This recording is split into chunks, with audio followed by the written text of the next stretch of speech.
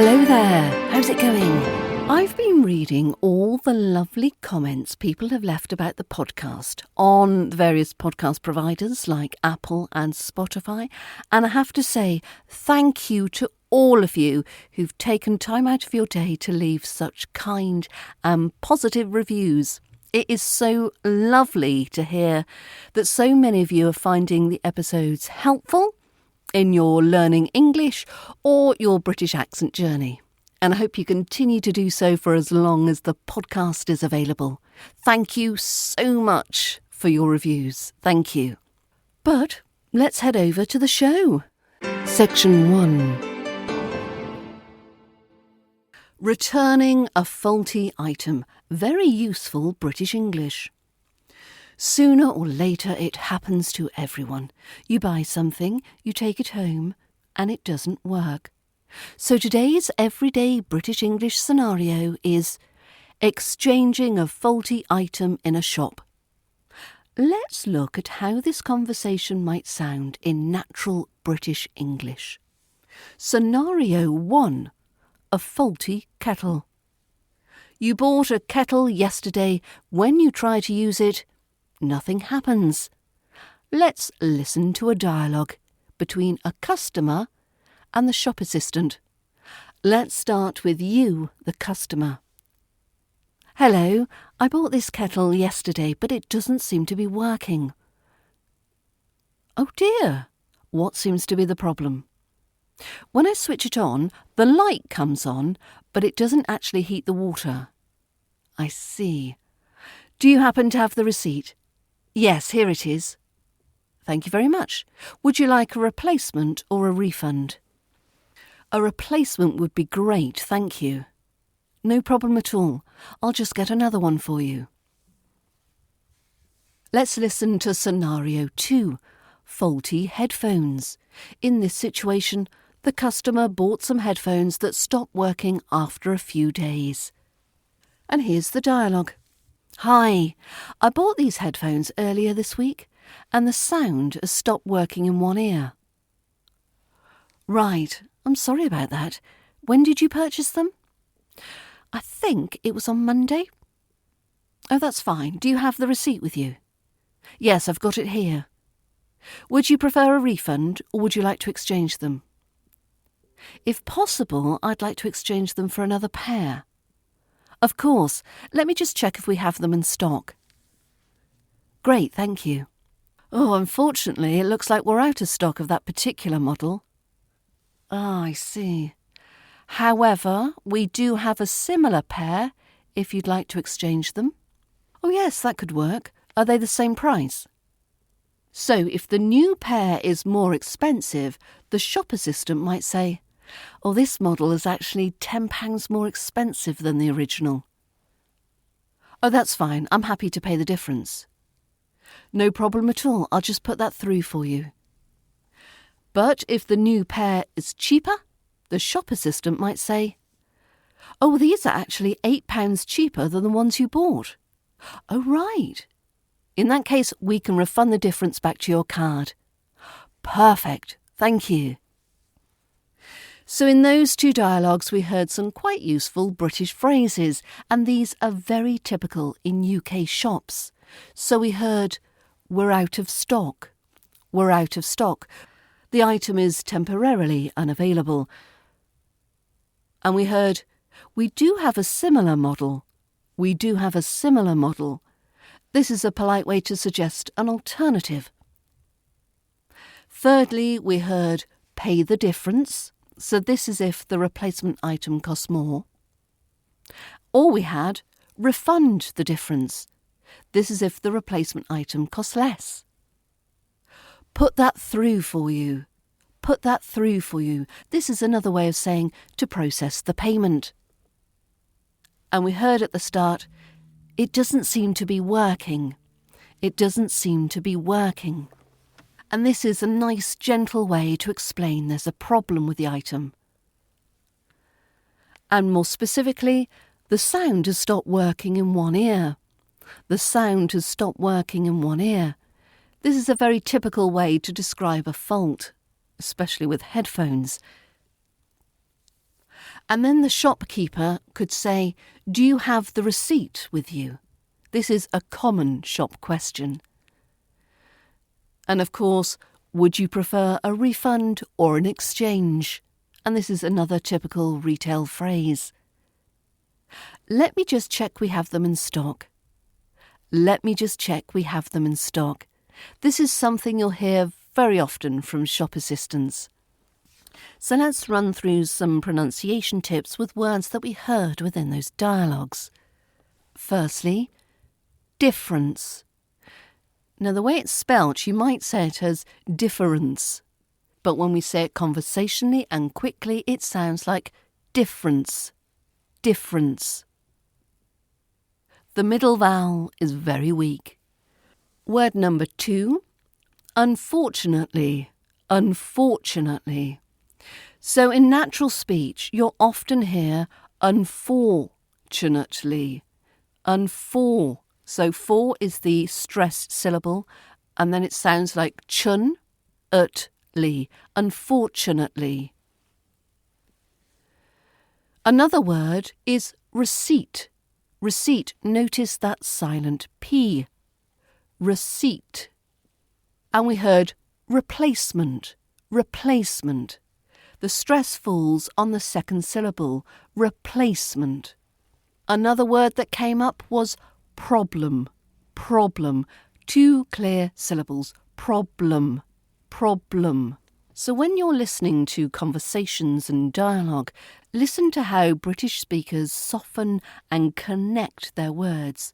So doesn't seem to be working often sounds like doesn't seem to be working, doesn't seem to be working. So the to be becomes to be, to be. And listen to how British speakers link this phrase, out of stock, out of stock, out of stock. Out of is run together and it sounds out of. We have the weak version of, out of stock. Small reductions like this help your speech sound much more natural. So try saying this out loud. Hello, I bought these earlier this week, but they don't seem to be working properly. Hello, I bought these earlier this week, but they don't seem to be working properly. Focus on polite tone, smooth rhythm, and natural reductions.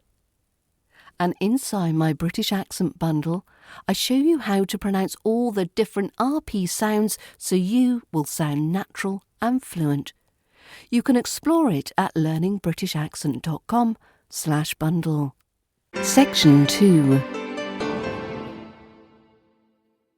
Why commands in English fail. An intonation secret. In this section, we're looking at a small but powerful feature of British English intonation. Commands usually use a falling tone. This is one of the patterns that makes spoken English sound natural and confident. So what is a falling tone? A falling tone means your voice starts higher and drops lower at the end of the sentence. We use it when we are giving instructions, telling someone to do something, making firm statements. Commands fits perfectly into this pattern. So example 1. Sit down. Sit down. The voice falls on the final word. Sit down.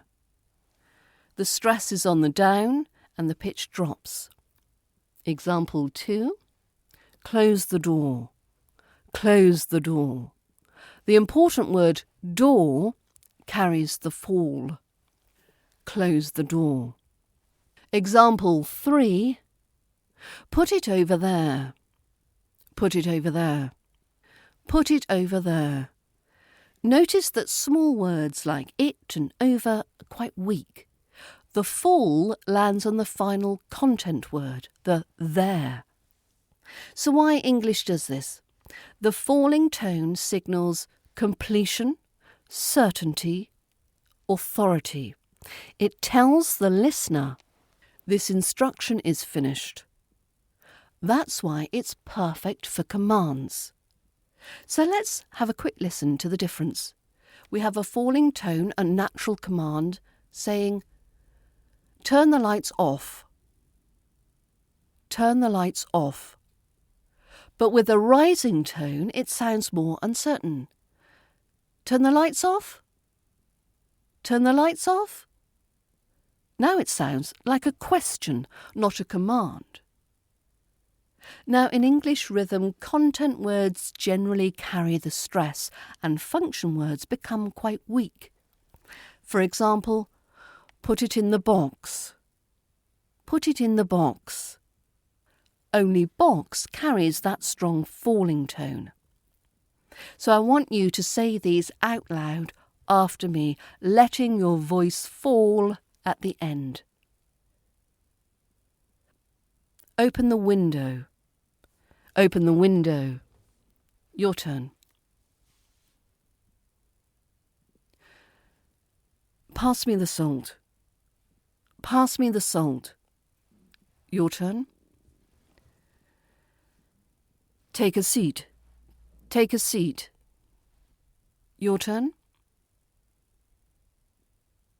Give me a moment. Give me a moment. And you? Focus on dropping your pitch at the final stress word. And inside my British accent bundle, I teach the patterns that control natural British intonation to make your English sound confident and authentic. Go to learningbritishaccent.com/bundle to find out more. Section 3. Ditch common. 10 British words that sound smarter. If you find yourself using common a lot, you're not alone. It's easy to overuse, but in British English there are plenty of alternatives that sound more polished and natural. Here's a list of handy substitutes and how to use them with pronunciation tips. Number 1, typical. Typical, meaning usual or expected. It's typical for it to rain in April. Typical, 3 syllables, typical. Number 2, ordinary. Ordinary.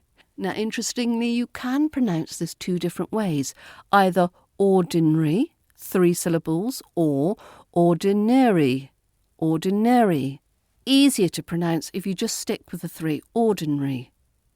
It means normal, not special. Nothing extraordinary, just an ordinary day. Number 3 is regular.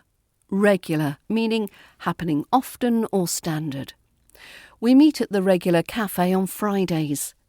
So regular, regular. It's the schwa sound at the end. Number 4, instead of common, you could use usual. Usual, meaning what normally happens. As usual, she was late to the meeting. Usual. So you may hear this said in 2 different ways as well. Usual or usual. Usual. So usual or usual. Can you hear that difference? Number 5 is familiar. Familiar, meaning well known or easily recognised. That melody is familiar from my childhood. Familiar. Familiar. The stress falls on that second of 4 syllables. Familiar. At number 6, we have frequent. Frequent. This means happening often. He is a frequent visitor to the library. Frequent. Free, as in set free. Quant. Quant. Frequent. Practice that qua consonant cluster. Qua. Number 7, widespread. Widespread, meaning found over a large area or among many people. This problem is widespread in the city. Widespread. Widespread. Number 8 is popular. Popular, meaning liked or used by many people. This is a popular choice among students. So popular. la, popular. La, popular. Again, that schwa ending. At number 9, we have everyday. Everyday, meaning ordinary, typical of daily life. She wears these shoes for everyday use. She wears these shoes for everyday use. Everyday, everyday, 3 syllables, everyday. Slight stress on that first ev syllable, everyday. She wears these shoes for everyday use. And finally, number 10, run-of-the-mill. Run-of-the-mill. This is informal but very British, meaning ordinary, not special. It was just a run-of-the-mill film. Run-of-the-mill. So the of becomes of. Run-of-the-mill. We don't say the, it's the. Run-of-the-mill. So many of these alternatives are content words. We stress the main word and reduce the small function words for smooth, connected speech. It was just a run-of-the-mill film. It was just a run-of-the-mill film. So choose some of those alternatives and replace them in the following sentences. OK? It's common to forget your umbrella in London. It's common to forget your umbrella in London. So which word would you use as a replacement? Number 2. A common mistake is mixing up there and there. A common mistake is mixing up there and there. Which alternative would you choose for that one? And finally, number 3. This is a common problem in winter. This is a common problem in winter. You say it with your alternative. And remember, say them out loud using natural RP stress and rhythm. Section 4. The art of saying everything by saying nothing. In this section, I want to explore one of the most distinctive and, frankly, most treacherous features of British English communication. It's a concept linguists call implicature. And once you've seen it, you will find it absolutely everywhere. So what is implicature? The term was coined by the philosopher H.B. Grice in the 1970s. In simple terms, implicature is the gap between what is literally said and what is actually meant. In most communication, we rely on our listener to bridge that gap intelligently. In British English, that gap is frequently enormous and crossed with considerable elegance. The British instinct for indirectness means that the most important message in any communication is often not stated at all.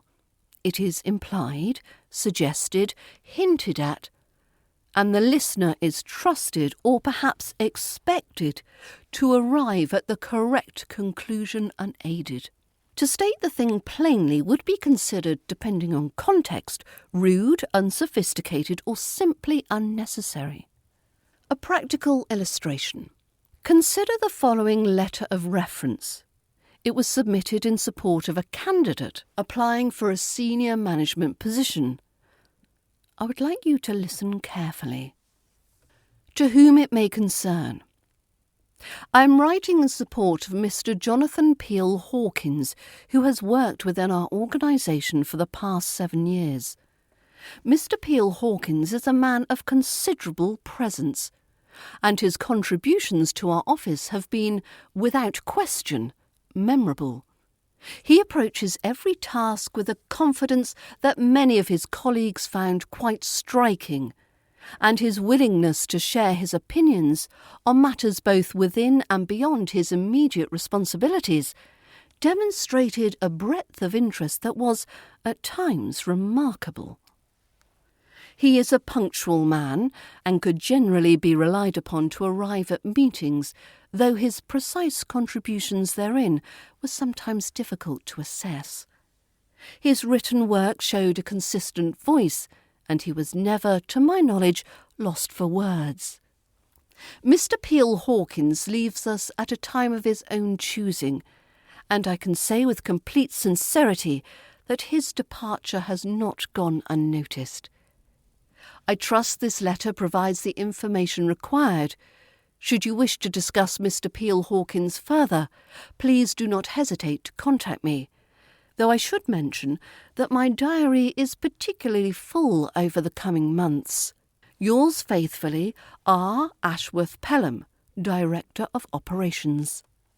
OK, now let us look beneath the surface of that letter. This letter contains no lies. Every sentence is technically positive, or at least neutral, and yet, read as a whole, it is an unambiguous verdict. Let us examine it phrase by phrase. Considerable presence. He dominates a room in a way people find difficult to ignore, not necessarily pleasantly. Contributions have been memorable. So perhaps something has happened. The writer declines to specify what. Confidence that many colleagues found quite striking.